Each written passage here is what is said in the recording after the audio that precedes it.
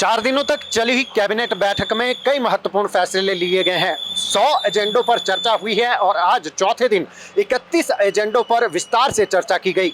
मुख्यमंत्री सुखविंदर सिंह सुक्खू के अध्यक्षता में हुई इस बैठक में हालांकि मंत्री अनिरुद्ध सिंह आज मौजूद नहीं रहे, वो जरूरी काम से दिल्ली में हैं, लेकिन इसके अलावा विभिन्न विभागों पर चर्चा हुई। जहां कई विभागों में रिक्तियां थी, उन रिक्तियों को भरने पर फैसला लिया गया और सबसे बड़ा जो फैसला लिया गया वो लिया गया मॉनसून सत्र के आयोजन को लेकर। इस बार पहली बार हिमाचल के इतिहास में पहली बार 12 दिन का मॉनसून सत्र आयोजित किया जाएगा।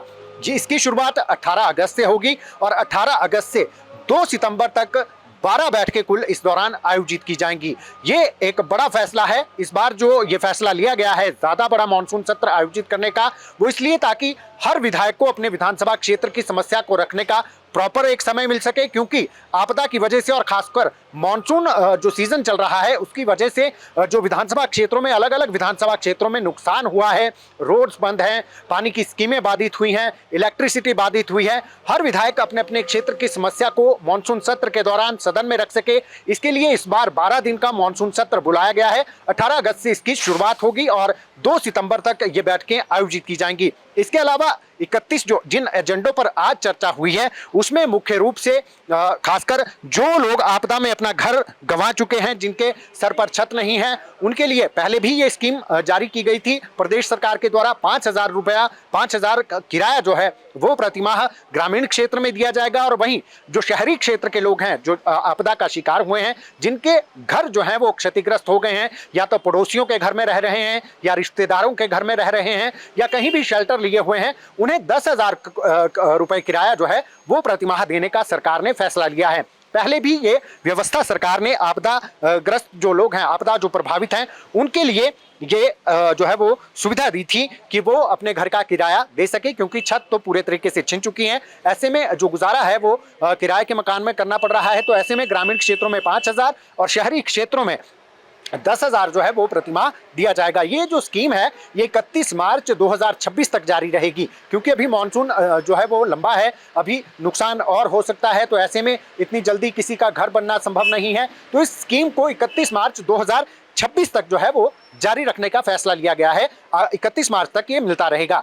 इसके साथ ही जो HRTC के बसों में मुफ्त यात्रा करते हैं, जिन्हें मुफ्त यात्रा की फैसिलिटी दी जाती है, कई ऐसे वर्ग हैं जो मुफ्त में यात्रा करते हैं HRTC की बसों में, उन्हें अब 200 रुपए चुकाने होंगे। 200 रुपए में एक कार्ड बनाया जाएगा और वो कार्ड बनाना मैंडेटरी होगा। HRTC को नुकसान हो रहा था, जो मुफ्त यात्राएं हो रही थी, मुफ्त में यात्राएं जो कर रहे थे लोग HRTC की बसों में, अलग अलग श्रेणियों के यात्री, उनके लिए ये फैसला लिया गया है कि अब कार्ड बनेगा बकायदा और 200 रुपए इस कार्ड के चुकाने होंगे। HRTC की बसें, जिस तरीके से HRTC नुकसान में जा रहा है, उसको नुकसान से उबारने के लिए ये एक नया फैसला लिया गया है।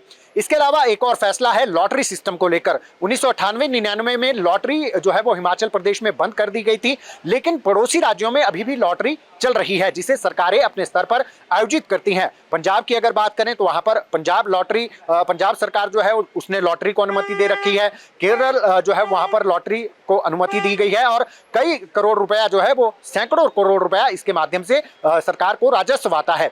तो जो सरकार ने आंकड़ा दिया है कि अगर लॉटरी की योजना शुरू की जाती है तो इससे कहीं ना कहीं 50 से 100 करोड़ का राजस्व हिमाचल प्रदेश सरकार को प्राप्त होगा, जिससे इसे फिर से शुरू करने की कैबिनेट से अनुमति दे दी गई है। यानी कि अब हिमाचल प्रदेश में भी जो है वो लीगल कर दी जाएगी लॉटरी, जो 1998-99 में बंद कर दी गई थी।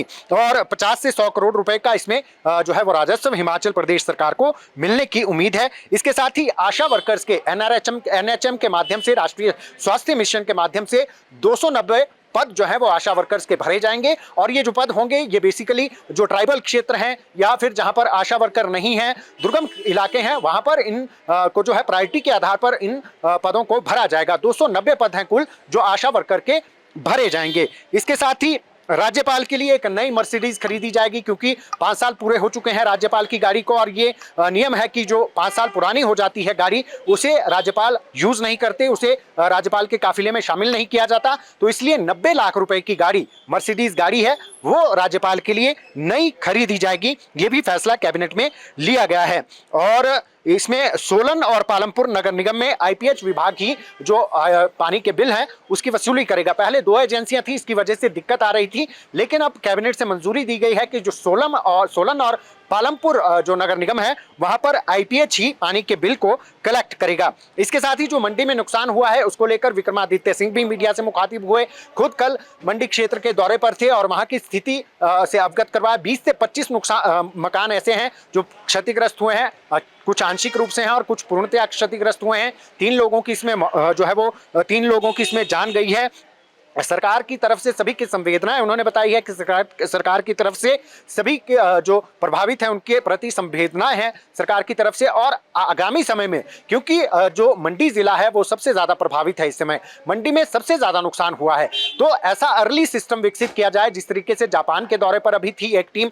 तो विक्रमादित्य सिंह ने कहा है कि अर्ली वार्निंग सिस्टम कुछ ऐसा विकसित करना पड़ेगा ताकि जो ये नुकसान हो रहा है जो प्री अलार्म सिस्टम ऐसा विकसित किया जाएगा ताकि लोगों को सूचना मिल सके कि कहीं पर क्लाउड बर्स्ट हो रहा है या बाढ़ आने की स्थिति है, जिससे लोग अलर्ट हो सकें। इसके लिए प्री अलर्ट सिस्टम जो है वो विकसित किया जाएगा और उस दिशा में सरकार काम करेगी। तो सबसे बड़ी जो इस समय की सूचना है, इस समय की जो बड़ी खबर है वो यही है कि सरकार का जो मानसून सत्र है वो 18 अगस्त से 2 सितंबर तक आयोजित किया जाएगा। सबसे बड़ा मानसून सत्र रहने वाला है जिसमें 12 बैठकें आयोजित की जाएंगी।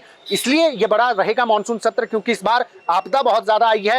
हर विधायक अपने क्षेत्र की बात रख सके, नुकसान को रख सके, इसके लिए इस बार 12 दिन का मानसून सत्र जो है वो आयोजित किया जा रहा है। 18 अगस्त से 2 सितंबर तक इसकी 12 बैठकें जो है वो कुल आयोजित की जाएंगी। कैमरामैन डीसी भारद्वाज के साथ शिमला से गजेंद्र शर्मा।